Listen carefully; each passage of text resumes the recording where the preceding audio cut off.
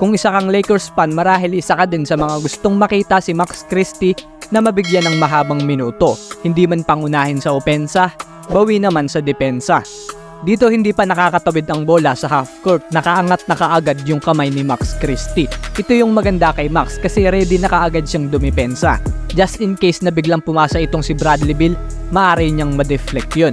Fast pace ang laro netong Phoenix Suns, kaya pagkabigay ng ghost screen netong si Jusuf Nurkic, nag-roll agad ito. Dahil walang na-create na separation, nakasabay si Christie, taas kamay pa.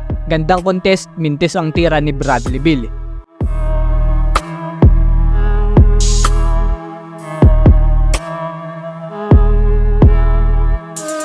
Dito naman ilang set ng screen ang gagawin ng Phoenix. Sa inbound na to, magbibigay ng screen si Plumlee kay D'Lo para makuha ni Jones ang bola.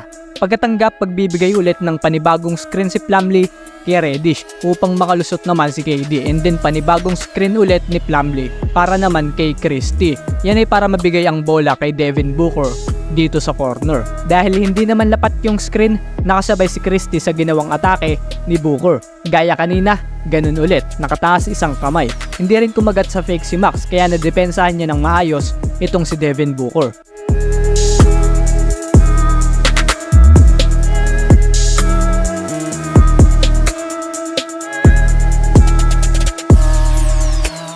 Bago ang possession na to, nakapag-force switch defender sila at tinirahan ni Bradley Beal si AD, kaya sa possession na to, nagkakumpiyansa na si Bradley Beal.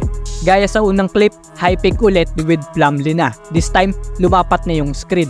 Ganda rin ang ginawa ni Hayes dito dahil hindi agad siya nag-backpedal at hinintay si Christie na makarecover.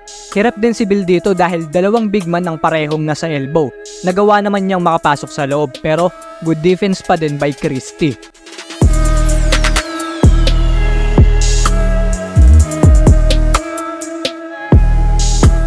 Ito naman good recognition by Christie.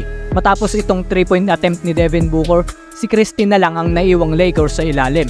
Si AD nasa elbow, so walang big man ang Lakers. Nasa ere pa lang yung bola, alam niya na kailangan niyang i-box out yung big man ng Phoenix. Kahit undersize, pumalag sa ilalim, at dahil sa box out niyang yun, hindi nakakuha ng easy rebound itong si Iguodaro. Natapik papalabas ang bola.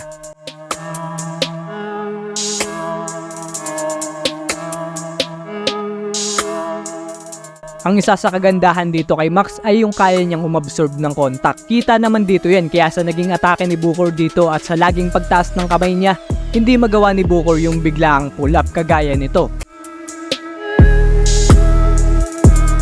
Kudos din kina Reeves at D'Lo sa help defense na ginawa nila. Kaya yung mintes na to, nag-result sa tres ni Dalton Knecht.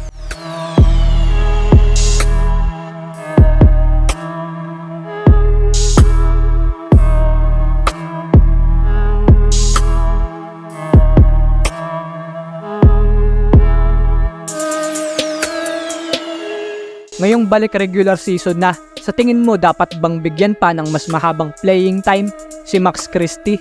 Kung umabot ka man sa part na to, baka naman like mo naman yung video. Subscribe ka na rin kung trip mo yung mga ganitong content.